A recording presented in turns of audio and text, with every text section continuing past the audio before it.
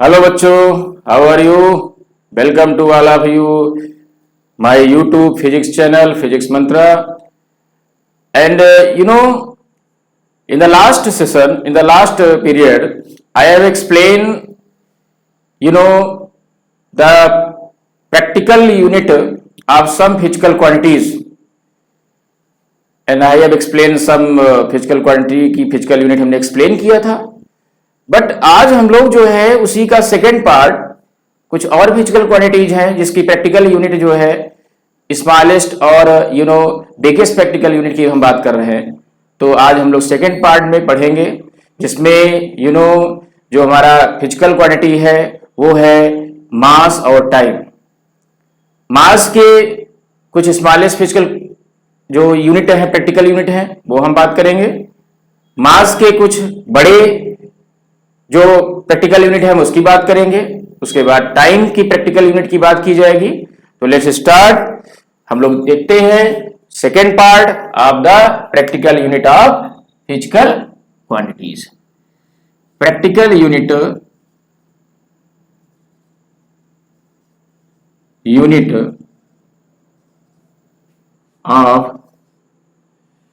Practical unit of physical quantities.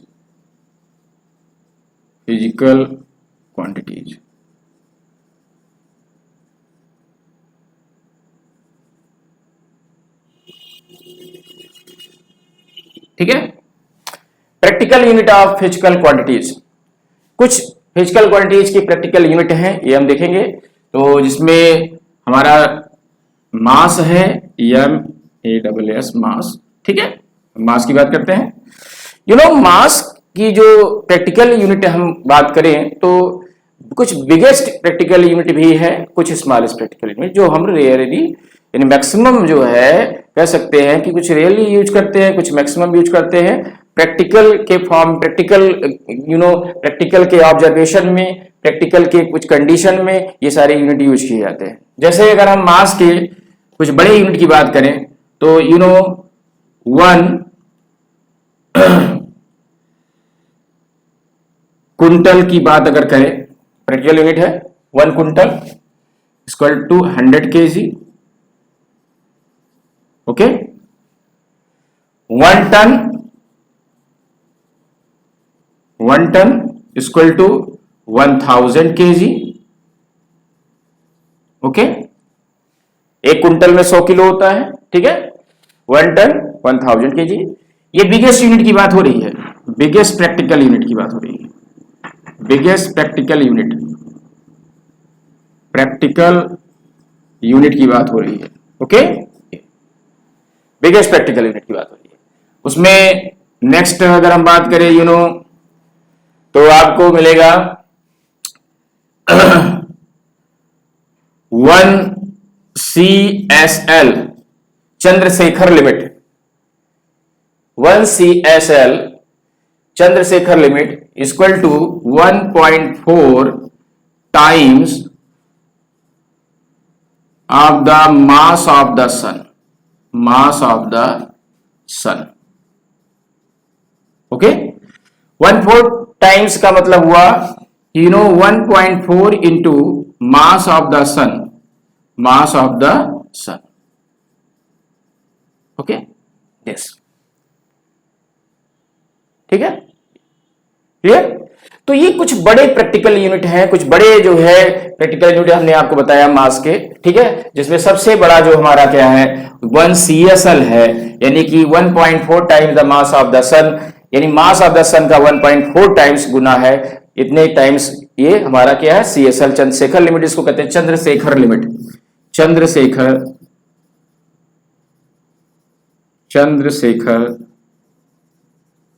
Limit. That is the Chandrashekhar limit which is the biggest unit of mass.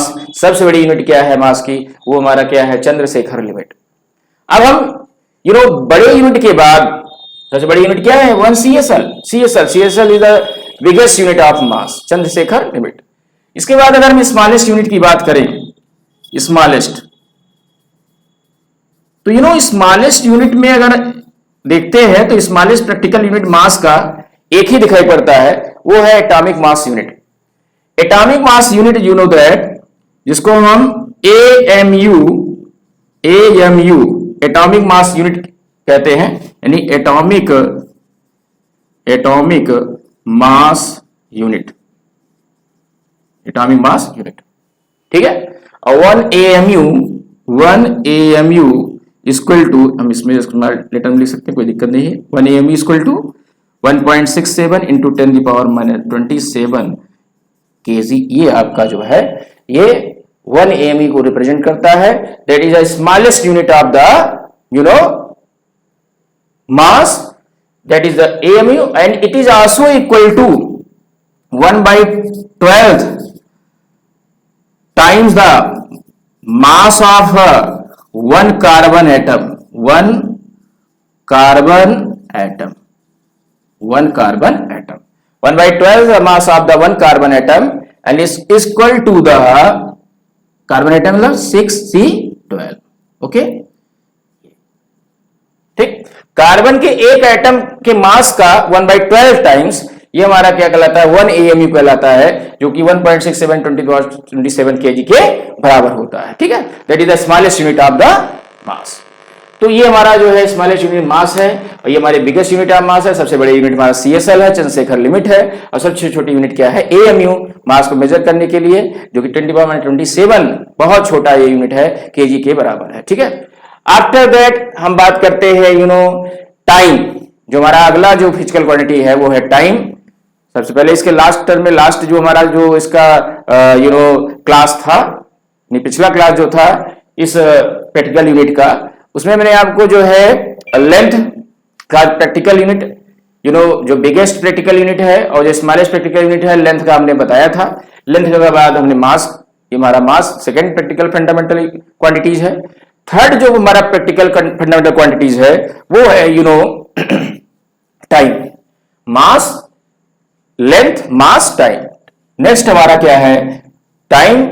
Time का हम जो है बड़ी, यानी जो हमारी बिगेस्ट प्रैक्टिकल यूनिट है और स्मॉलेस्ट प्रैक्टिकल यूनिट की बात करेंगे, तो इसको देन नोट डाउन या पर नोट कर ले, ओके। चलिए नेक्स्ट हम टाइम की बात करते हैं, टाइम, ओके।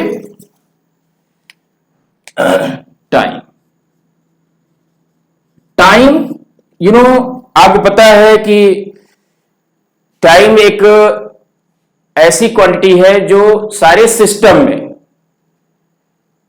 इस टाइम की जो यूनिट है सेकेंड, प्रत्येक सिस्टम में यूज की जाती है।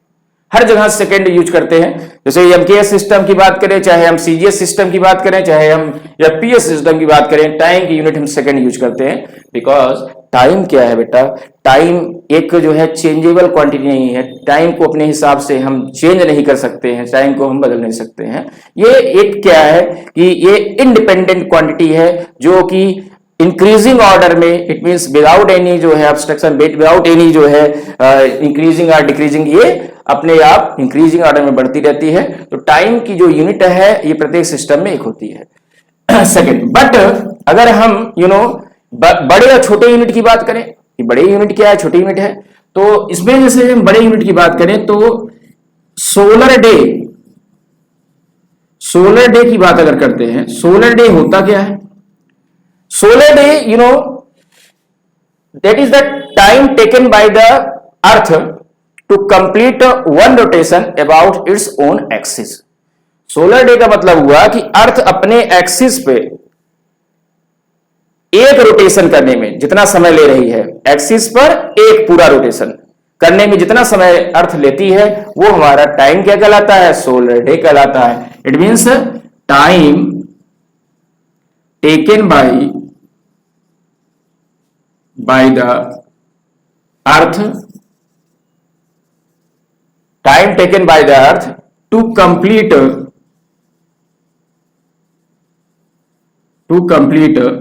one rotation about its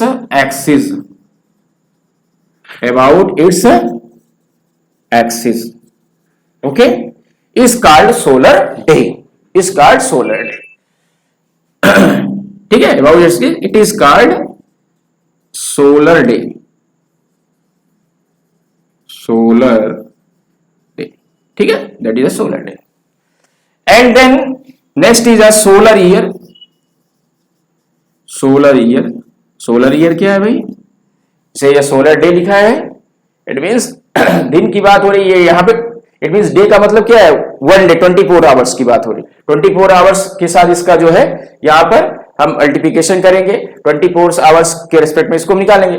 but यहाँ सोलर डे की, सोलर ईयर की बात हो रही है। सोलर ईयर का मतलब क्या है कि अर्थ सन के अराउंड पूरा फुल जो है सन के अराउंड जो है पूरी तरह से जो है कंप्लीटली रोटेशन करता है।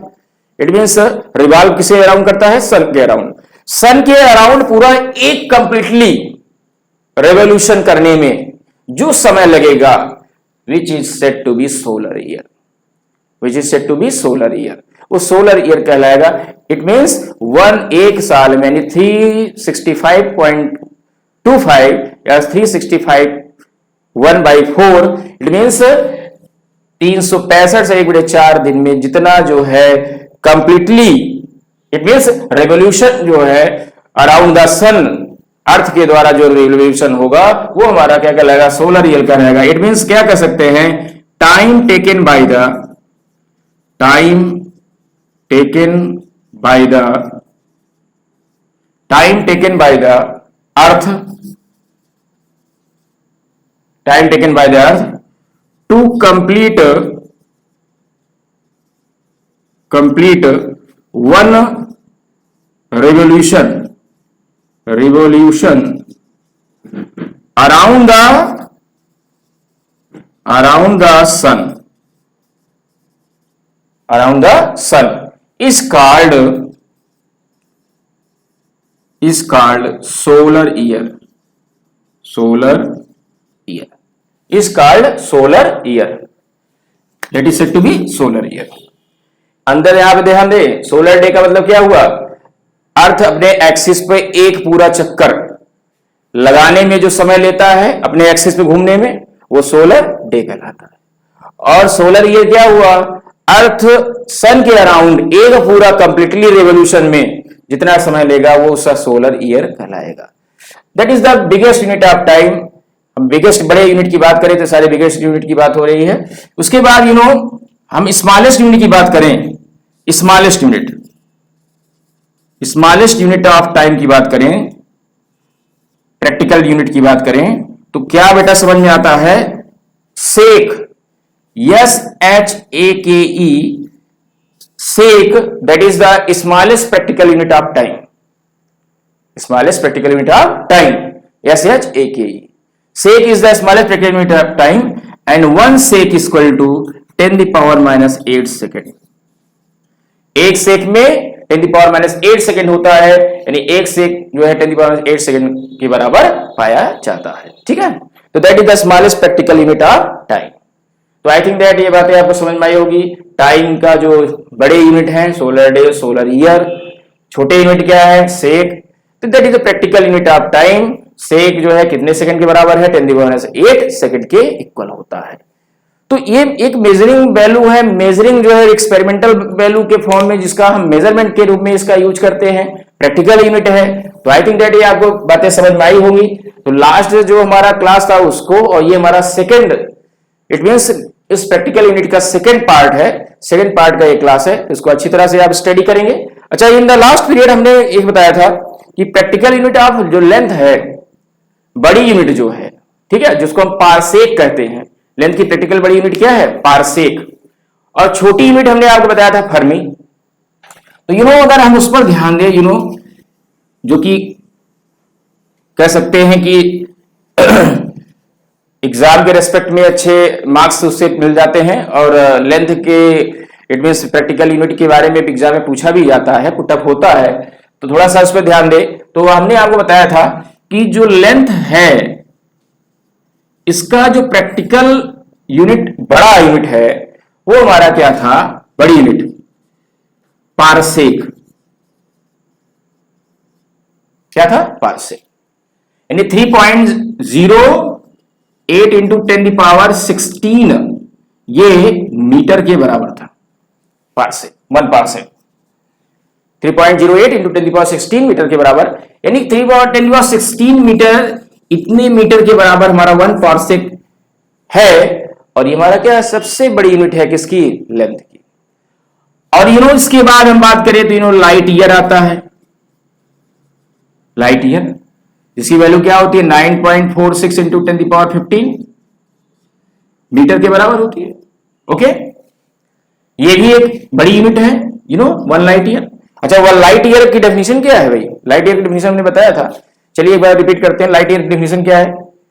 ओके, तो लाइट ईयर की डेफिनेशन क्या है कि यूनिट किसकी है, लेंथ यानी डिस्टेंस की। It means the distance covers by the light to complete in 1 year. Light को एक साल में जितना डिस्टेंस कवर करता है वही उसका क्या है, लाइट ईयर कहलाता है। और 1 light year equal to 9.46 into 10⁻15 metre के बराबर होता है।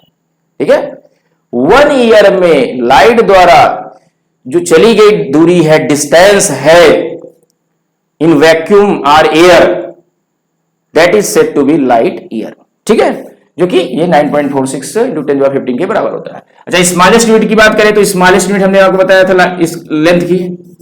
स्मॉलेस्ट यूनिट की बात करें तो क्या बताया था मैंने आपको, ध्यान दें। Smallest unit Fermi, that is the smallest unit, Fermi. Fermi is the smallest unit. Okay, Fermi is the smallest unit. Clear, Fermi क्या है, that is the smallest unit. Okay, तो आई थिंक दैट ये बातें आपको समझ में आई होंगी। जो भी छोटी और बड़ी यूनिट हैं, जो भी फंडामेंटल क्वांटिटीज, जो 3 मेन फंडामेंटल क्वांटिटीज है मैंने आपको बताया, जिसमें मास, लेंथ, टाइम, तीनों के जो बड़े यूनिट और छोटे यूनिट मैंने आपको एक्सप्लेन किया। आई थिंक दैट ये आपको क्लियर हो गया होगा। इसका यूज आप प्रैक्टिकली आप इसका यूज कर सकते हैं कहीं भी, किसी भी साइंस सब्जेक्ट में जहां पे इसका यूज होगा। ठीक है, तो स्टूडेंट्स, तो be careful and continue watch the channel, and जो भी क्वेरीज है, जो भी क्वेश्चन है, पुटअप करते रहिए। Thank to all of you.